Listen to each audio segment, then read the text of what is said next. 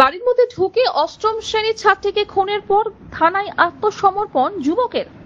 ঘটনা জেরে উত্তপ্ত মালদহের হবিপুর। অভিযুক্তের ফাঁসির দাবিতে পথ অবরোধ, রাস্তায় টায়ার জেলে বিক্ষোভ পরিবার পরিজন গ্রামবাসীর।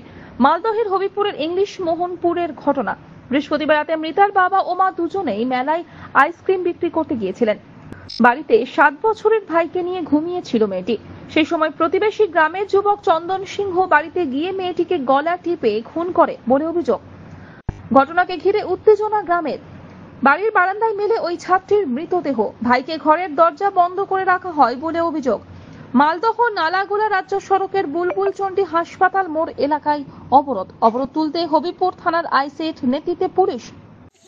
আমরা মেলা করতে গেছিলাম, ছেলে মেয়েকে রেখে দিয়ে হরিশ্চন্দ্রপুরে 5 দিনের জন্য।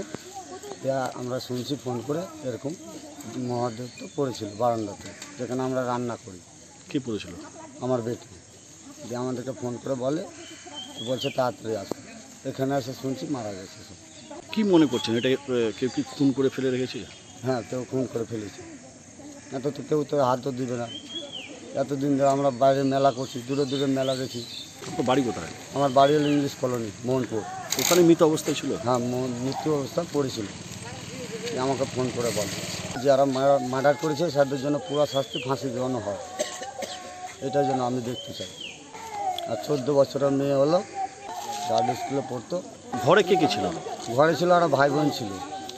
তবু ওর ভাইকে শিকলি লাগিয়ে দিয়ে ওর বোনকে ঘর থেকে টেনে খুন করে ফেলেছে। কোথায়? আমাদের বারান্দাতে মুখে চাপা দিয়ে হোক আর যে করে হোক খুন করে এখন মেরেছে।